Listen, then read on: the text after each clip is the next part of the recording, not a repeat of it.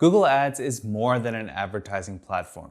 It's a treasure trove of data that SEOs can use to improve organic visibility for their site. And today, I'm going to show you a few of my favorite tried and tested ways to use Google search ads to improve SEO on both Google and YouTube. Stay tuned.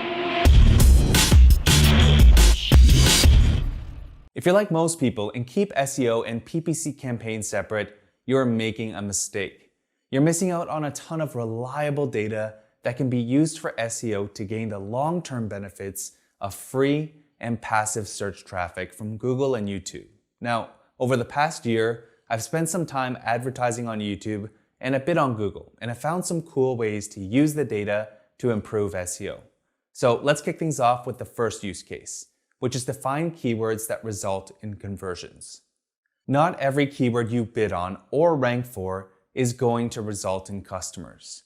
But Google Ads has a conversion tracking feature that lets you attribute an action on your website to a keyword. To set this up, just go to the conversion settings in your Google Ads account.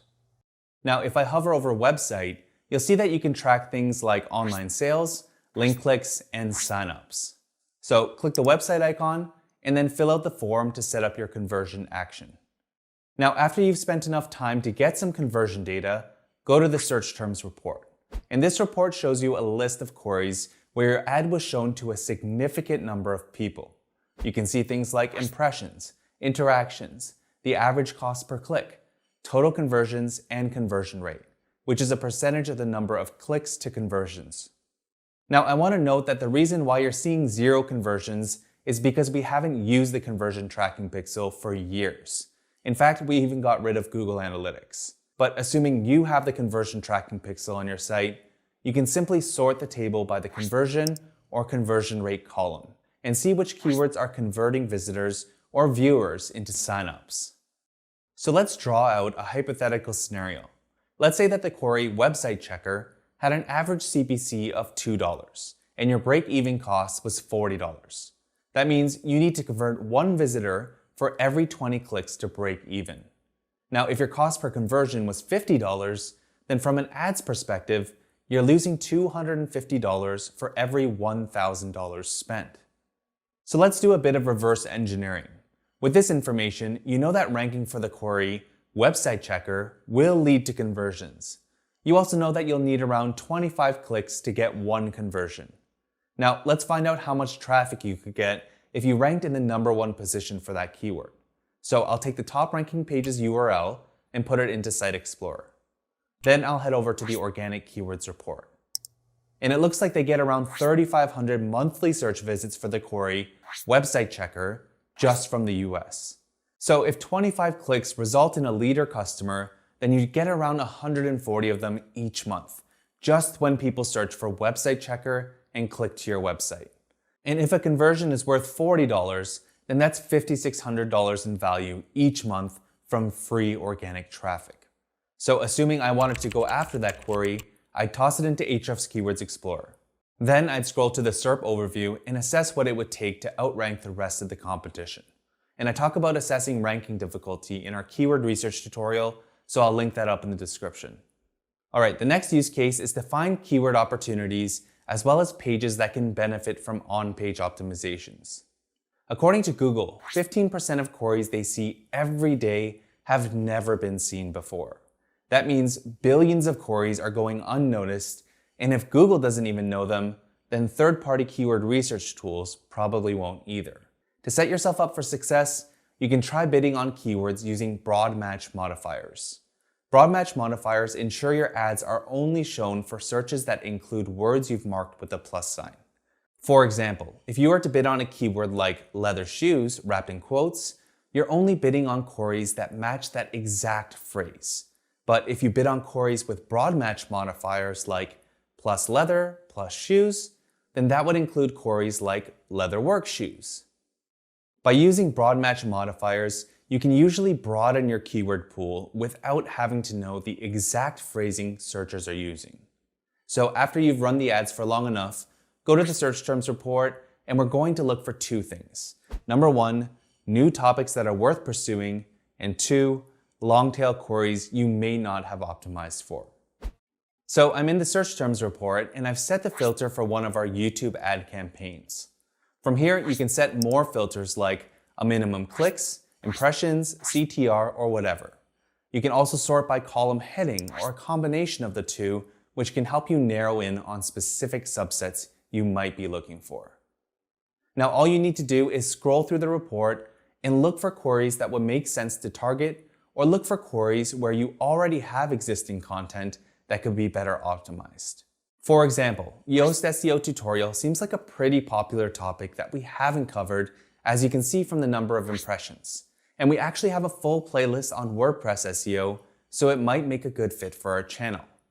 Scrolling down even further, you'll see long tail queries like, what is SEO and how does it work?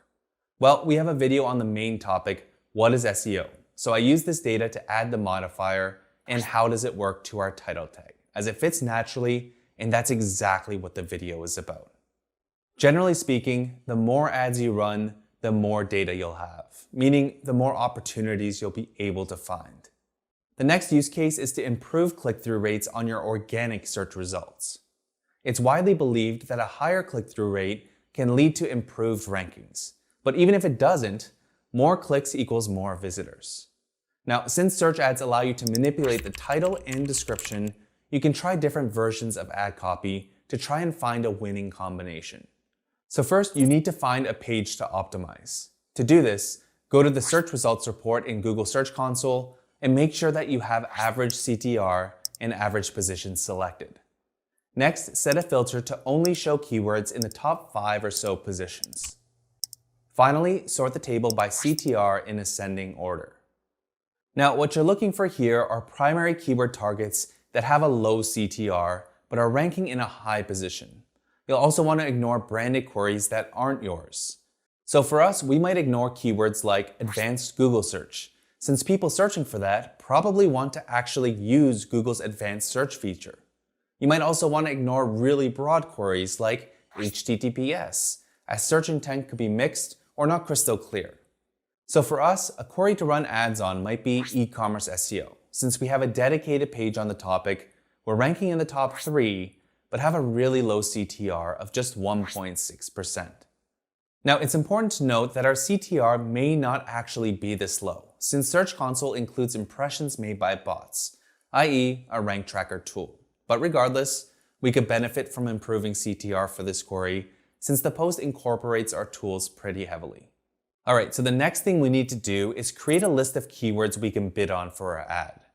So on a filterless version of the search results report, I'll set a page filter and I'll enter our e-commerce SEO URL slug here. And from here, you can filter through the queries to find relevant keywords that will be worth targeting.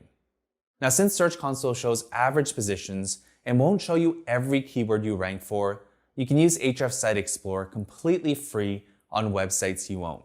Just sign up for an AWT account and verify your website. After you're set up, go to Site Explorer and enter the URL you want to analyze. Next, head on over to the Organic Keywords report. And here you can see the keywords the page ranks for, the position we saw it in on this date, and also use these filters to quickly get the data you need. From here, you can start your campaign with various ad copy combinations, run the ads for a period of time, and see which one performs the best. And after you've found a winner, just change your title tag and meta description to get more clicks to your page. The next thing you can do is to get backlinks by advertising for queries with link intent. Some people will naturally earn links consistently simply because they rank at the top of Google. And that's one of the huge benefits to Google search ads. You can pay to have your page appear at the top of Google search results. But you can't just advertise for any keyword and expect it to lead to backlinks. Otherwise, you'd burn through your budget with little to show. So the goal is to earn backlinks at a reasonable cost, whatever that might be to you. And the best way to do that is to bid on queries that have so-called link intent, meaning the people searching for the query are actually looking for resources to link to. And who are these people? Bloggers and journalists. Now, finding these queries can be tough, and you really won't know the outcome until you've actually paid for the ads and waited for a reasonable period of time. And there are other factors that come into play, like the quality of your content, meaning if your content is poor, then ads aren't a magical formula to attract links. But one type of content that we've tested with great results are statistics pages. For example, we spent around $1,200 on Google Ads promoting this page on SEO statistics. The ads actually resulted in a good number of high-quality backlinks, and it helped us rank in position 1 and 2 for our target queries. To find topics worth targeting, you can use a tool like Ahrefs Keywords Explorer and search for topics related to your industry. So in our case, that would be SEO, content marketing, and blogging. Next, go to the phrase match report. Finally, hit the include button and search for the word statistics. And now you'll see the keyword metrics for each of these queries. Now, this only tells us about the number of monthly searches you can expect from a specific country, but it doesn't affirm the fact that you can get links from it. So the next thing you'll want to do is to hit the SERP button to see the metrics on the top 10 ranking pages. And all you're really looking for is to see if the top pages have a lot of referring domains pointing at them. And in the case for content marketing statistics, they do. But this still doesn't tell us whether these pages are earning links on a consistent basis. So to dig deeper, just click on the caret beside one of the top ranking URLs and go to the overview page. And as you can see from this graph, they've had steady growth in new referring domains since about December 2018. And if we look at OptinMonster's ranking history for that keyword, you'll see that December 2018 is also around the time when they started ranking at the top of Google. If this strategy interests you, then I highly recommend watching our full case study on how we built links to our statistics page with Google Ads, which I'll link up in the description. Now, these are just a few tactics that I've found to be the most actionable, so feel free to try them out. And if you enjoyed this tutorial, then make sure to like, share, and subscribe for more actionable SEO and marketing tutorials. I'll see you in the next one.